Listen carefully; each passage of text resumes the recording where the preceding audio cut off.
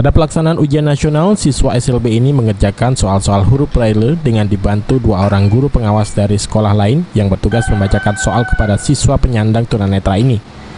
Tahun ini, siswa SLBA PRPCN yang mengikuti ujian nasional hanya 1 orang bernama Hafizur Rahman yang menyandang tunanetra low vision.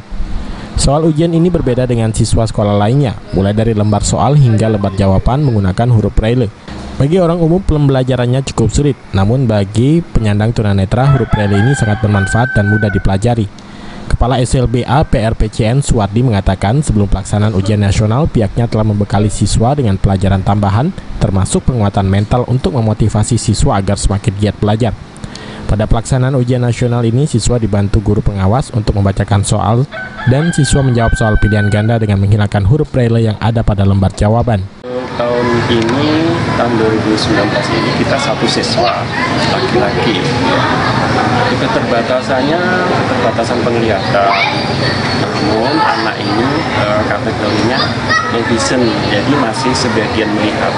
Artinya masih bisa melakukan mobilitas biasa, artinya bisa berdiri.